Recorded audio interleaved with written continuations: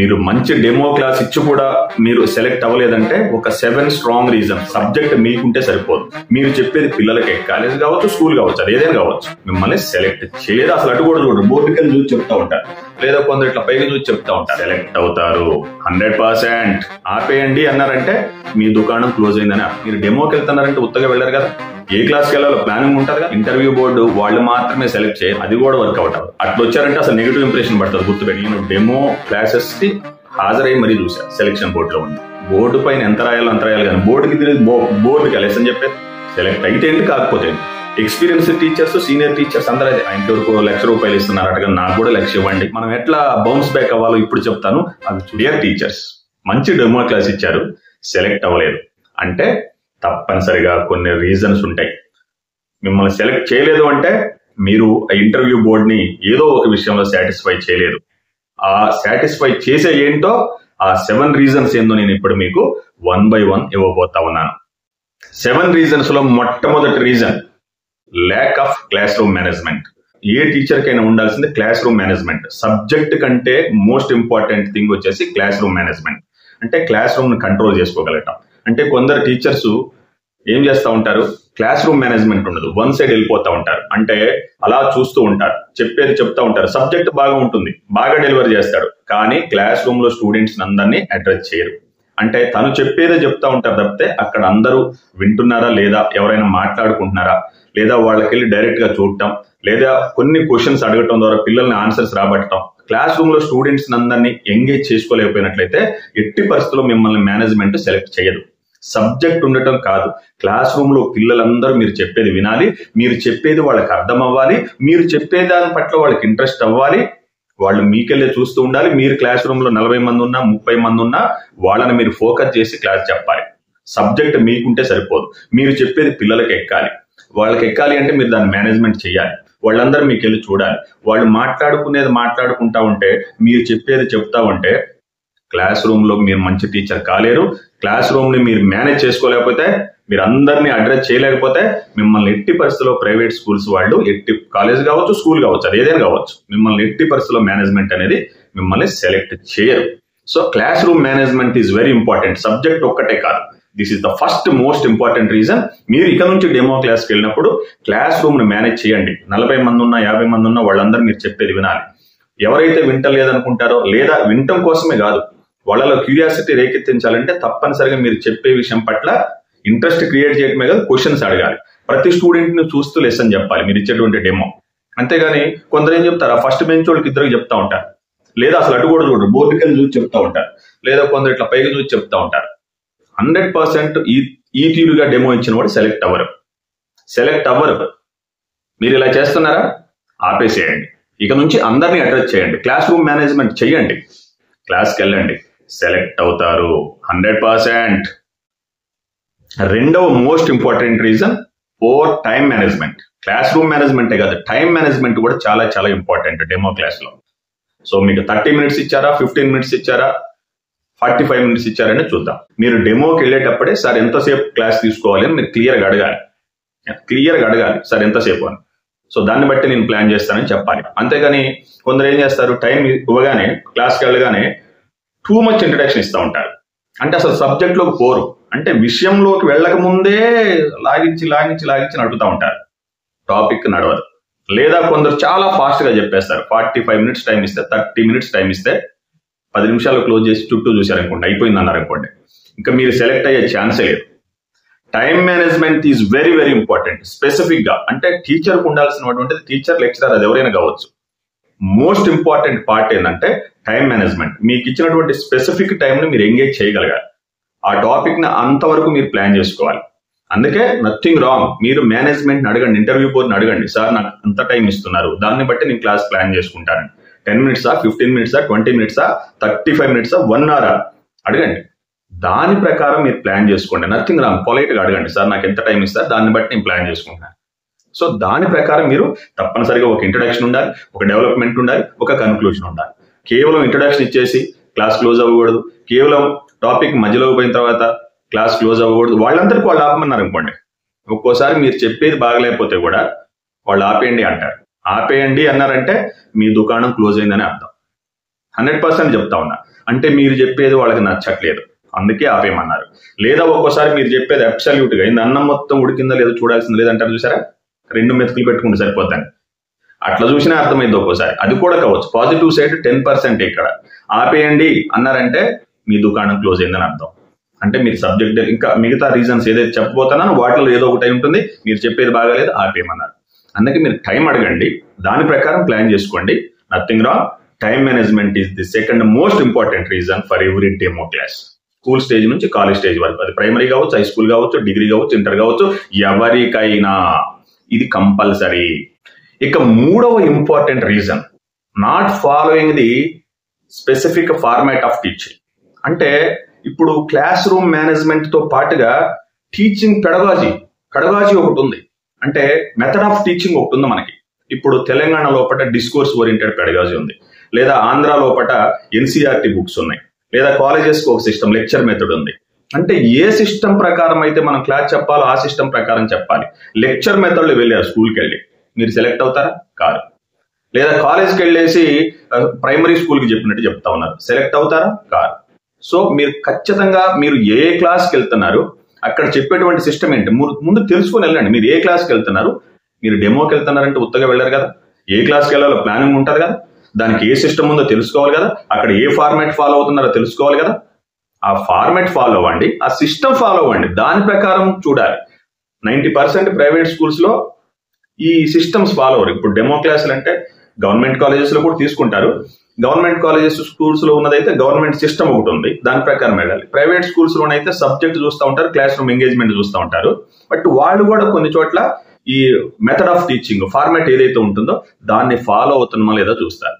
So తప్పనిసరిగా మీరు వెళ్ళేటువంటి స్కూల్ ప్రైమరీయా, హై స్కూలా, కాలేజా చూసుకొని, డిగ్రీ కాలేజ్ అది ఏదైనా కావచ్చు, యూనివర్సిటీ అది ఎక్కడైనా కావచ్చు, మీరు గెస్టా కాంట్రాక్ట్ ఏదైనా కావచ్చు, వెళ్ళినప్పుడు తప్పనిసరిగా ఆ సిస్టమ్ ప్రకారం టీచింగ్ చేస్తే మీరు సెలెక్ట్ అవడానికి అవకాశం ఉంటుంది.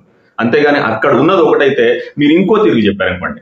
సబ్జెక్టు చాలా మందికి ఉంటుందండి, మీకు అర్థమవుతుందా? సబ్జెక్టు చాలా మందికి ఉంటుంది. కొంతమంది అనుకుంటారు నాకు చాలా సబ్జెక్ట్ ఉంది, నాకు తిరగలేదని. అవన్నీ కుదరదు అక్కడ, అవన్నీ కుదరదు. సబ్జెక్ట్ ఒకటే కాదు, చాలా ఉన్నాయి. ఇప్పుడు నేను చెప్పుకుంటూ వచ్చాయి, ఇవన్నీ ఉండాలి. ఇప్పుడు డెమోలోనే కాదు, ఇది రియల్ లైఫ్ క్లాస్ రూమ్ లో కూడా ఉండాలి. డెమోలో ఉన్నాయంటే, డెమో అంటే ఒక డెమాన్స్ట్రేషన్. అంటే రెగ్యులర్ క్లాస్ రూమ్ లో మీరు ఏం చేస్తారో అది ఇక్కడ శాంపుల్ చూపించడమే కదా. క్లాస్ రూమ్ లో కూడా మీరు చెయ్యాలి, అప్పుడే మీరు సక్సెస్ అవుతారు. సో ఫార్మాట్ ఫాలో అవటం అనేది, మెథడ్ ఆఫ్ టీచింగ్ ఫాలో అవటం అనేది చాలా చాలా చాలా ఇంపార్టెంట్. 4వ important reason, week subject delivery. Week subject delivery అంటే సబ్జెక్ట్ లేదని కదా అని అర్థం.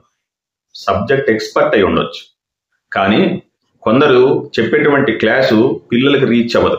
కొందరేమో స్థాయికి తగ్గట్టు కాలేజ్కి వెళ్ళి చాలా సింపుల్ లాంగ్వేజ్ లో సింపుల్ గా చెప్పారనుకోండి, అది యాక్సెప్ట్ చేయరు. అంటే దానికి ఏ స్టేజ్కి ఏ తీరుగా చెప్పాలో అది కంపల్సరీ ఫాలో అవ్వాలి. నేను చెప్పేది అర్థమవుతుంది కదా. వీక్ సబ్జెక్ట్ డెలివరీ అంటే సబ్జెక్ట్ లేదు అని కాదు, సబ్జెక్టు చాలా ఉంది, కానీ దాన్ని అనుకున్న విధంగా, అంటే చాలా సింపుల్ గా, కానీ కొందరేమో బాగా కాంప్లికేట్ చేసి చెప్తా ఉంటారు. మనకొచ్చు కదా అని పిల్లల మీద రుద్దకూడదు కదా, మనకు కాదు కదా రావాల్సింది, పిల్లలకి కదా అర్థం అవ్వాల్సింది. బెస్ట్ టీచర్ అంటే ఎవరు? పిల్లలకి అర్థమయ్యేటట్టు చెప్పేవాళ్ళు. వాళ్ళ స్టేజ్కి తగ్గట్టు చెప్పాలి. వాళ్ళ స్టేజ్ ఏంటి, వాళ్ళు ఉన్న క్లాస్ ఏంటి, దాని ప్రకారం చెప్పాలి. మీరు డెమో క్లాస్కి వెళ్తున్నప్పుడు ఆ స్టేజ్ ప్రకారం చెప్పాలి. ఇప్పుడు ఇంటర్మీడియట్ ఇంగ్లీష్ చెప్తున్నాం, నర్సరీ ఇంగ్లీష్ చెప్పినట్టు చెప్తే దాన్ని సెలెక్ట్ చేస్తారా? మన నర్సరీ వాళ్ళకి ఇంటర్మీడియట్ ఇంగ్లీష్ చెప్పినట్టు చెప్తే సెలెక్ట్ చేస్తారా? కుదరదు కదా. సో దాన్నే వీక్ సబ్జెక్ట్ డెలివరీ అంటాం. అంటే ఎవరి స్థాయికి తగ్గట్టు వాళ్ళకి, అంటే బాగా స్ట్రక్చర్డ్ గా ఉండి మీకు కాదు, కొందరు బంబాడింగ్ ఇంగ్లీష్ యూజ్ చేస్తూ ఉంటారు. పిల్లలు మనం చెప్పేది ఇటు చూస్తూ ఉంటారు, అటు ఇటు చూసుకుంటూ ఉంటారు. మీరు సెలెక్ట్ అవ్వరు, ఇంకా సెలెక్ట్ అవ్వరు. ఇంప్రెస్ చేస్తారేమో కానీ మీకు సబ్జెక్ట్ ఉందని ఇంటర్వ్యూ బోర్డుని కాదు ఇంప్రెస్ చేయాల్సింది, పిల్లలు ఇంప్రెస్ అవ్వాలి. మీకు ఇంకో సంగతి తెలుసా, ఇంటర్వ్యూ బోర్డు వాళ్ళు మాత్రమే సెలెక్ట్ చేయరు. మీరు బయటకు వెళ్ళిన తర్వాత ఆ పిల్లల్ని కూడా అడుగుతారు. మీకు తెలిసి ఇది విషయం, చాలా మంది ఒకళ్ళు తెలియకపోతే ఫాలో అవ్వండి. పిల్లల్ని అడుగుతారు, ఎవరు కావాలి, ఇప్పుడు మీకు 8 మంది డెమో ఇచ్చారు కదా, 10 మంది ఇచ్చారు కదా, ఎవరిది బాగుందంటే వాళ్ళు ఒక పేరు చెప్తారు. వాళ్ళు బెస్ట్ జడ్జెస్ అవుతారు. వాళ్ళకి నచ్చినట్టుగా, వాళ్ళకి అర్థమయ్యేటట్టు వాళ్ళ పేరు చెప్తారు. బాగా అందంగా అలంకరించుకొని పోయిన వాళ్ళను, రిచ్ గా ఉన్న వాళ్ళని సెలెక్ట్ చేస్తారనుకుంటే తప్పు. కొంతమంది అక్కడక్కడ చూస్తూ ఉంటారు, బాగా రిచ్ గా ఉండాలట్టుంది, గొప్పగా ఉండాలేమో, మంచి మంచి బట్టలు వేసుకొని పోవాలేమో, బాగా అలంకరించుకోవాలేమో, అట్లేముండదు. మనం టీచర్స్, టీచర్స్ లాగా ఉంటే చాలు, మనకున్న దాంట్లో బెస్ట్గా ఉంటే చాలు. సో అట్లా వాటన్నిటి ద్వారా సెలెక్ట్ కాబట్టరు. సాధ్యమైన మేరకు మనకు ఉన్నట్టుగా ప్రజెంటబుల్గా మన డ్రెస్సింగ్ ఉండాలి, అంతవరకు కాదనేది లేదు. కానీ మీరు సబ్జెక్ట్ డెలివరీ చేయడం పైన ఫోకస్ పెట్టాలి, కానీ పర్సనల్ అపియరెన్స్ పైన ఫోకస్ పెడితే కూడా సెలెక్ట్ చేయాలి. కొందరు దానిపైన ఫోకస్ పెడతారు, బాగా రిచ్గా గాడిగా డెకరేట్ చేసుకుని బాగా అలంకరించుకుని వస్తారు, అది కూడా వర్కౌట్ అవ్వదు. అట్లా వచ్చారంటే అసలు నెగిటివ్ ఇంప్రెషన్ పడుతుంది, గుర్తుపెట్టుకోండి. మీరు ఆ తీరుగా క్లాస్ రూమ్లోకి వస్తే మిమ్మల్ని చూడరు, మీరు చెప్పేది వినరు, మీకెళ్ళి చూస్తుంటారు పిల్లలు. 100% ట్రూత్ ఇది. జెంట్స్ అయినా లేడీస్ అయినా, అది ఎవరైనా సరే, మనం చెప్పేది కనపడాలి, మనం కనిపించకూడదు క్లాసులో. ఇది చాలా ఇంపార్టెంట్. ఇది ఏది కాకపోయినా అది week subject delivery, please understand it. అక్కడక్కడ కొందరు చెప్తా ఉంటారు, ఇట్లా రండి అట్లా రండి మంచిగా రండి, అవన్నీ కాదు. మనకున్న దాంట్లో సింపుల్గా ప్రజెంటబుల్గా అంటాం చూసారా, ఆ తిరుగు వస్తే చాలు. అసహ్యంగా ఉండకుండా నీట్గా అంటే మీకు తెలుసు నేను చెప్పాల్సిన పని, ఎలా రావాలో అలా రండి చాలు. 5th మోస్ట్ ఇంపార్టెంట్ పాయింట్, ఇది చాలా important, body language and confidence. వీటికి మించింది ఏది లేదు. అంటే ఐ కాంటాక్ట్ ఉండాలి ఫస్ట్ పిల్లలకి. నేను ముందే చెప్పా, చాలా మందిని చూశాను నేను, డెమో క్లాసెస్కి హాజరై మరీ చూసా. సెలెక్షన్ బోర్డులో ఉండి వాళ్ళు బాగా సబ్జెక్ట్ ఉంటుంది, పాపం భయం, ఇటు చూస్తూ ఉంటారు, లేదా కిటికీలోంచి ఇటు చూస్తూ చెప్తున్నాను కూడా చూసి ఇటు చూస్తూ ఉంటారు. పిల్లలందరూ ఇటు ఉంటే ఇటు చూస్తూ చెప్తారు. ఇంటర్వ్యూ బోర్డు అటు ఉంటే వాళ్ళకి వెళ్ళి చూడని కూడా చూడండి, ఇక్కడ పిల్లోడు ఉంటే ఇక్కడ చూడరు. కొందరు ఏంది వెనకాల వాళ్ళని చూస్తే భయమై ఫస్ట్ బెంచ్ ఇటు చూస్తూ చెప్తా ఉంటాడు, ఊరికే ఇక్కడే చూస్తూ చెప్తా ఉంటాడు, ఇక్కడ చూడటం. కొందరు బోర్డు పైన రాసే పనిలోనే ఉంటారు. బోర్డు పైన ఎంత రాయాలో అంత రాయాలి, కానీ బోర్డుకి తిరిగి బోర్డుకి లెసన్ చెప్పేది, అది ఏ సబ్జెక్ట్ అయినా కావచ్చు, బోర్డుకి లెసన్ చెప్తారు. ఈ బోర్డు మీద ఎంతసేపు ఇటు తిరిగి ఎంతసేపు చెప్తారు. పిల్లలు అక్కడ ఉన్నారు, పిల్లలకి కావాల్సింది అర్థం కాని ఇక్కడ రాసి చూపిస్తాం మెయిన్ పాయింట్స్ ఏదైనా ఉంటాయి, అంతేగాని దీని మీదనే రాసుకుంటూ కొందరు బోర్డు మొత్తం నింపుతా ఉంటారు. భయం, ఆ భయాన్ని అధిగమించండి. టీచర్ అయి ఉండి భయపడేది ఏంటండి? టీచర్స్ భయపడతారా? డెమాన్స్ట్రేషన్ ఇవ్వడానికి భయపడతారా?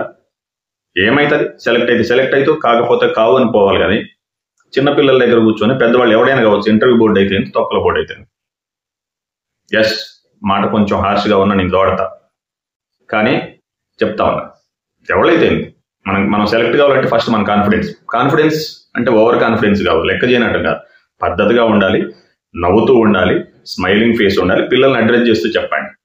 Body language is very important. కొంతమంది వంగిపోయి ఇట్లా కూర్చుంటారు, భయం ఇట్లా వంగిపోయి, కొంతమంది ఇట్లా కాదు, స్ట్రైట్ గా ఉండాల్సింది. పిల్లల్ని అడ్రస్ చేయండి, ఫస్ట్ ఐ కాంటాక్ట్ మెయింటైన్ చేయండి, బోర్డుకి వెళ్ళి తిరగటం కాదు, లేకపోతే అటు పక్కకు చూడటం కాదు. చెమట్లు పడతా ఉంటాయి కొందరు. ఫస్ట్ నేను చెప్పేది అది, టెన్షన్ నర్వస్నెస్ ఎవరికైతే ఉంటుందో వాళ్ళు సెలెక్ట్ అవ్వరిక. ఎందుకంటే వాళ్ళకి సబ్జెక్ట్ చాలా ఉంటుంది, కానీ అది డెలివర్ అవ్వదాడ. నేను దీనికి పరిష్కారం ఒకటే చెప్తా ఉన్నా, 100% మన ప్రయత్నం మనం చేయాలి. సెలెక్ట్ అయితే ఏంటి, కాకపోతే ఏంటి అనేటువంటిది మన మైండ్లో పెట్టుకొని పోవాలి. ఇది ఏంటి ఏమన్నా ప్రాణం పోతే సెలెక్ట్, ఇది కాకపోతే ఇంకో కాలేజ్ ఇంకొక స్కూల్, అంతే. సెలెక్ట్ అయితే ఏంటి, కాకపోతే ఏంటి, అప్పుడు నీ కాన్ఫిడెన్స్ వస్తుంది. అక్కడ కూర్చున్న వాళ్ళకి ఆ బోర్డులో మాత్రం అందరికి వస్తుంది అనుకుంటున్నారు మీరు? అందరికి వస్తుందా? బోర్డులో ఉన్న ఇంటర్వ్యూ బోర్డులో ఉన్నోడి కంటే ఇక్కడ డెమో చెప్పి ఆయనకి బాగా వస్తుంది ఒక్కోసారి. ఆయన అక్కడ ఉంటాడు, ఎవరినో పిలుస్తారు వాళ్ళ నలుగురిని, దాన్ని చూసి భయపడకు. నేనైతే కేర్ చేయను, వాళ్ళు ఎవరైతే వాళ్ళు ఏంటి కావచ్చు, వాళ్ళు ఎక్స్పర్ట్స్ కావచ్చు, కానీ మనకు వచ్చింది మనం చెప్తాం. వాళ్ళు ఎక్స్పర్ట్స్ అయినంత మాత్రాన అప్పుడు మనం రాంది ఏదో చెప్తామా? కొన్ని టెన్షన్ పెడితే ఏమైనా అవుతుందా? సెలెక్ట్ కాకపోతే అయ్యేది ఉంది, ప్రాణం మీదకి వచ్చింది ఏం లేదు కదా, ఒక అటెంప్ట్. ఇది చాలా ఇంపార్టెంట్, గుర్తుపెట్టు. కాన్ఫిడెన్స్ ఉండాలి, బాడీ లాంగ్వేజ్ ఉండాలి, తప్పనిసరిగా పిల్లల్ని అడ్రస్ చేస్తూ స్మైలింగ్ ఫేస్ తోటి చెప్పేది చక్కగా, టైం మేనేజ్మెంట్ చేస్తూ, క్లాస్ రూమ్ మేనేజ్మెంట్ చేస్తూ చక్కగా చెప్పండి. ఇంటర్వ్యూ బోర్డుని మర్చిపోండి, అసలు ఇంటర్వ్యూ బోర్డుకి వెళ్ళి చూడాల్సిన పని లేదు మీరు, అర్థమైందా? పిల్లల్ని చూడండి, అందరినీ ఐ కాంటాక్ట్ ఉండాలి. కొందరు అసలు నేను ఫస్ట్ టీచర్గా చెప్పేది అదే, ముందు బెంచ్ వాళ్ళని చూస్తూ ఉంటారు, లేదా క్లెవర్ పిల్లల్ని ఒకళ్ళిద్దరిని కూర్చోబెట్టుకుని వాళ్ళగా చెప్తారు లేసన్. కొందరు ఎక్స్పీరియన్స్ టీచర్స్, సీనియర్ టీచర్స్ అందరూ అదే. వాడికే వాడికే చూస్తే పక్క ఉంటుంది, వెనకాల బెంచ్ వాడు ఫీల్ అవుతుంటాడు, ఇక వాడికే చెప్తాడు పాఠం, వాడికే చెప్పుకొని రెగ్యులర్ క్లాస్లో కూడా కొందరు వాడికే చెప్తుంటారు, ఇక లేదా ఆ అమ్మాయికి చెప్తుంటారు. వెనకోడికి అర్థం అవుతుంది, ఓహో ఇంకా మనం అవసరం లేదట్టు నేను వాళ్ళకే చెప్పుకుంటున్నారులే, చెప్పుకోండి మీరు చెప్పుకోండి అనుకుంటారు. దయచేసి అట్లా చేయకండి, అందరినీ అడ్రస్ చేయండి. వాడు ఎలాగే ఉంటాడు వినేవాడు. క్వశ్చన్స్ కూడా వాళ్ళని కాదు, అందరిని అడగండి. రెగ్యులర్ క్లాసులో డెమోలోనే కాదు, డెమోలో క్వశ్చన్స్ అడుక్కుంటూ కూర్చోవడం కాదు, ర్యాండమ్గా అట్లా ఒకటి వేయాలి, స్ప్రింకిల్ చేయాలి క్వశ్చన్స్.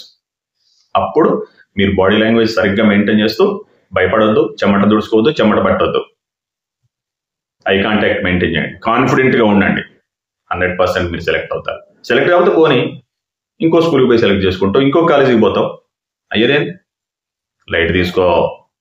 ఇక 6th most important reason, no clear learning outcomes అంటాం. అంటే లెసన్ చెప్పిన తర్వాత పిల్లలు ఏం నేర్చుకోవాలి. ఇప్పుడు మీరు తీసుకున్నటువంటి డెమో క్లాసులో పిల్లలు కొంత నేర్చుకోవాలి. ఏదో ఒక టాపిక్ తీసుకుంటే మీరు ఏం నేర్చుకోబోతా ఉన్నారో దాన్ని లెసన్ పేరు రాయటమే కాదు, లెర్నింగ్ అవుట్కమ్స్ కూడా మీరు అవసరమైతే బోర్డు పైన ముందే రాయండి. ఇదిగో ఈ క్లాస్ అయిపోయే లోపల మీరు ఈ విషయాలు నేర్చుకుంటారు, వాటిని లెర్నింగ్ అవుట్కమ్స్. ఆ క్లాస్ అయిపోయిన తర్వాత వాటిపైన క్వశ్చన్స్ వేస్తే పిల్లల నుంచి రెస్పాన్స్ రావాలి, అప్పుడు మీరు సెలెక్ట్ అవుతారు.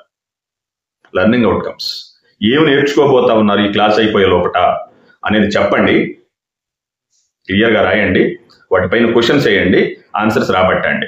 అందరి నుంచి రెస్పాన్సెస్ రావాలని లేదు, కాకపోతే అందరూ రెస్పాండ్ అయ్యే విధంగా మీరు చేయగలిగితే మీరు తప్పనిసరిగా ఒక మంచి టీచర్ అవుతారు. ఇది చాలా చాలా ఇంపార్టెంట్, లెర్నింగ్ అవుట్కమ్స్ అన్నది. అది ఏ స్కూల్లోనైనా, ఏ కాలేజీలోనైనా, ఏ స్టేజ్లోనైనా దీన్ని దృష్టిలో పెట్టుకొని టీచింగ్ చేసిన వాళ్ళు మంచి టీచర్స్. ఎప్పుడైనా లెర్నింగ్ అవుట్కమ్స్ సాధించడమే టీచర్ యొక్క గొప్పతనం. ఏంటి ఆబ్జెక్టివ్స్ ఆఫ్ టీచింగ్ అన్నట్టు, అవి ఈ క్లాస్ ఎందుకు చెప్తున్నావు, అవే ఆబ్జెక్టివ్స్, లెర్నింగ్ అవుట్కమ్స్. అవి వచ్చేసినాయి అంటే క్లాస్ అయిపోయే లోపల సూపర్. ఇది గుర్తుపెట్టుకోవాలి. 7th most important reason, selection జరగకపోవడానికి కారణమై ఉండొచ్చు శాలరీ. ప్రైవేట్ స్కూల్స్లో, కాలేజెస్లో కొందరు ఇంకా మీరు చూడండి, ఆ ఇన్స్టిట్యూషన్కి వెళ్ళేటప్పుడే మీరు చేసేటువంటి స్కూల్, కాలేజ్, మీ సబ్జెక్ట్ని బట్టి కూడా శాలరీ ఉంటుంది, మీ ఎక్స్పీరియన్స్ని బట్టి శాలరీ ఉంటుంది. ఆయనకి ఎవరికో ఇచ్చారని మీరు అడగకూడదు. ఆయనకి ఎవరికో ₹1,00,000 ఇస్తున్నారటగా నాకు కూడా 1,00,000 ఇవ్వండి, ఆయనకి ఎవరికో 2 లక్షలు ఇస్తున్నారటగా నాకు కూడా ఇవ్వండి, అట్లా ఉండదు. ఒక ఎక్స్పీరియన్స్ ఉంటుంది, ఒక సబ్జెక్ట్ పైన డెప్త్ ఉంటుంది. కొన్ని సబ్జెక్ట్స్కి ఎక్కువ శాలరీ ఇస్తారు, మీకు తెలియదు కాదు. ఎక్స్పీరియన్స్ టీచర్, లెక్చరర్ ఉంటాడు, ఆయనకి ఎక్కువ ఇస్తారు. మీ సబ్జెక్ట్ ఏదో తెలుసుకోండి, మీకు ఎంత డిజర్వింగ్ అనిపిస్తుందో చూడండి. అక్కడికి వెళ్ళేటప్పుడే అక్కడ కొందరు ఏంది పోయి బోర్లో పెడతారు పాపం. అక్కడ అందరికి 50,000 పైన శాలరీ ఇస్తారనుకోండి, మీరు పోయి ఇంతకుముందు స్కూల్లో, కాలేజీలో 20,000 చేశారనుకోండి, నాకు ఒక 25 ఇస్తే చాలు అనుకుని నువ్వు అక్కడ పోతావు. నువ్వు అనుకుంటూ 25 అనగానే వాళ్ళు ఇచ్చేస్తారు. ఇచ్చేసిన తర్వాత నువ్వు అక్కడికి వెళ్ళిన తర్వాత 4 రోజులకి 5 రోజులు తెలుస్తుంది. అప్పుడు నువ్వు ఇంక నీకు ఇంట్రెస్ట్ పోద్ది. అట్లొద్దు, నీకు ఎంత వస్తుందో తెలుసుకో, లేదా అక్కడికి వెళ్లే ముందు జనరల్గా అక్కడ శాలరీ ప్యాకేజ్ ఎలా ఉంటుందో తెలుసుకొని అడగండి. బట్ టూ మచ్ అడిగారు అనుకోండి, మీరు రిజెక్ట్ అవుతారు. మీరు పై 6 రీజన్సే కాకుండా ఒక్కోసారి రిజెక్ట్ చేయడానికి శాలరీ కూడా కారణమై ఉంటుంది. వీటిని చూసుకోండి. ఈ 7 రీజన్స్ ద్వారా మీరు రిజెక్ట్ అయ్యారనుకోండి, వీటిని సరి చేసుకోండి. ఇప్పుడు మనం ఏం నేర్చుకోవాలి, ఎలా ప్రయత్నం చేయడం ద్వారా, ఇప్పుడు నేను ఒక 4-5 పాయింట్లు చెప్తా. ఏమి చేయడం ద్వారా మీరు ఇక ఇప్పటి వరకు ఫెయిల్యూర్ చూశారు, ఇక సక్సెస్ కావడానికి కొన్ని టిప్స్ ఇప్పుడు చూడబోతా ఉన్నాం. అవి 1 by 1 ఒక 3, 4, 5 ఒక 4-5 పాయింట్లు చెప్తా. ఈ 2 ఆ ఫెయిల్యూర్స్ రీజన్స్ చూసుకొని మనం ఎట్లా బౌన్స్ బ్యాక్ అవ్వాలో ఇప్పుడు చెప్తాను. అవి చూసుకొని డెమోకి వెళ్ళండి, సెలెక్ట్ అవుతారు. ఈసారి మీరు రిజెక్ట్ అయిన తర్వాత చేయవలసినటువంటి మొట్టమొదటి పని ఏంటంటే సెల్ఫ్ రిఫ్లెక్షన్ అంటాం. అసలు మనం ఇంటికి వచ్చిన తర్వాత వాళ్ళు రిజెక్ట్ చేశారనుకున్నాం, వచ్చిన తర్వాత వాళ్ళు రిజెక్ట్ చేయటం పక్కన పెట్టు. అసలు మనం బాగా చేసామా, క్లాస్ రూమ్ మేనేజ్మెంట్ బాగా ఉందా, టైం మేనేజ్మెంట్ ఉందా, కాన్ఫిడెన్స్ ఉందా, అందరినీ అడ్రస్ చేశానా, లెర్నింగ్ అవుట్కమ్స్ సాధించానా, అసలు నేను నర్వస్నెస్ లేకుండా ఉన్నానా, అసలు నేను సెలెక్ట్ అవ్వడానికి అర్హత కలిగి ఉన్నానా, ఎక్కడ రాంగ్ జరిగింది, ఎక్కడ తప్పులు జరిగాయని తెలుసుకున్నట్లయితే ఆత్మ పరిశీలన చేసుకోండి. నెక్స్ట్ టైం ఎప్పుడు సక్సెస్ కావాలంటే ఫెయిల్యూర్ కాదు.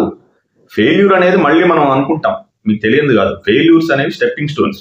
ఫెయిల్ అయితే మంచిదే, ఈసారి సరి చేసుకొని బెస్ట్ ఆపర్చునిటీ వస్తుంది. ప్రతి ఫెయిల్యూరు మనకి మంచి ఆపర్చునిటీ ఇస్తుంది.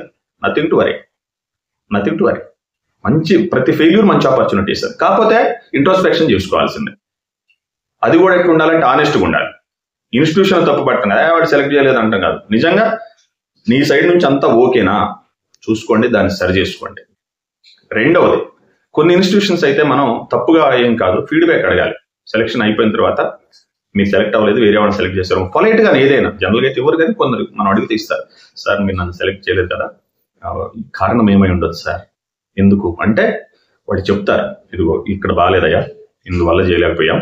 So nothing to worry. బాగా జనరల్ గా ఏమంటారు, ఎవరు నెగిటివ్ చెప్పారు, మంచిగానే ఉంది కానీ కొంచెం కొద్ది పడతో వేరే వాళ్ళని చూసుకున్నాం లేదా వేరే రీజన్స్ అని ఏదో చెప్తారు. కాకపోతే వాళ్ళు కూడా మనకి ఫీడ్బ్యాక్ ఇచ్చారనుకోండి, ఇదిగో ఇందువల్ల ఇట్లా లేదు, నువ్వు చెప్పింది క్లారిటీ లేదు, సబ్జెక్ట్ క్లారిటీ లేదు, లేకపోతే టైం మేనేజ్మెంట్ లేదా టెన్షన్ ఏంటి, నీ టాపిక్ ఏం చెప్పావు నీకు తెలిసిందా, నువ్వు ఎటు చూస్తున్నావు నీకు అర్థమైందా, పిల్లలు వింటారా క్లాస్ అట్లా చెప్తే, ఏదో చెప్తారు, అవి విని ఈసారి వాటిని సరి చేసుకోండి, తప్పనిసరిగా మీరు ఇంప్రూవ్ అవుతారు. ఇంకా నెక్స్ట్ మనం ఏ విధంగా ఓవర్కమ్ చేయొచ్చు ఫెయిల్యూర్స్ అంటే, ఇప్పుడు మనకు ఆన్లైన్ ఉంది, యూట్యూబ్ ఉంది, అందులో డెమో క్లాసెస్, ఇప్పుడు మనకు ఫర్ ఎగ్జాంపుల్ ఈ వీడియోనే ఉంది. సో ఇట్లా యూట్యూబ్ వీడియోస్ చూడటం, అవసరమైతే డైరెక్ట్ డెమో క్లాసెస్ కూడా, అవసరమైతే నేను కూడా ఒక డెమో ఇస్తాను. అంటే మరి నేను డెమో ఎందుకు ఇవ్వట్లేదంటే, ఒక నేను ఇంగ్లీష్ టీచర్, అన్ని సబ్జెక్టులు పనికిరాదు, కామన్ గా రావాలని పెట్టాను. సో సబ్జెక్టులకు సంబంధించి మనం ఇట్లాంటి కౌన్సిలింగ్ తీసుకోవచ్చు, లేదా డైరెక్ట్ డెమో క్లాసులు కూడా ఉంటే చూడండి వాళ్ళు ఎలా చేశారు, మీకు వాళ్ళకి ఎక్కడ తేడా వస్తుందో చూడండి. లేదా వేరే వాళ్ళలోనే మీరు అడిగి తెలుసుకోండి, ఎక్కడైనా జరుగుతుంటే డెమోలు జరుగుతుంటే చూడండి, అక్కడ వేరే వాళ్ళు మనైతే వేరే డెమో జరుగుతుంటే మనం ఉంచారు. బట్ యూట్యూబ్ లో సోషల్ మీడియాలో మనం చూడడానికి అవకాశం ఉంది. డెమో క్లాస్ ఎలా ఇవ్వాలి అనేది చూస్తే, మోడల్ గా చూస్తే, అవి చూడటం ద్వారా కూడా మిమ్మల్ని మీరు ఇంప్రూవ్ చేసుకోవచ్చు. తర్వాత ఇంకొకటి ప్రాక్టీస్ అనేది అవసరం. ఒకసారి ఫెయిల్ అయ్యారనుకోండి, ఇంటి దగ్గర ఫ్యామిలీ మెంబర్స్ ఉన్నప్పుడు కానీ లేదా ఫ్రెండ్స్ తోటి కానీ ఆ పియర్ గ్రూప్ లో మళ్ళీ ఒకసారి మనం ప్రాక్టీస్ చేయటం, ఇదిగో ఇలా నెక్స్ట్ టైం ఇదిగో పూర్తిగా మనం ఇంటి దగ్గరే చూసుకొని డెమో క్లాస్కి వెళ్ళటం, ఇంటి దగ్గరే చూసుకొని డెమో క్లాస్కి వెళ్ళాలి.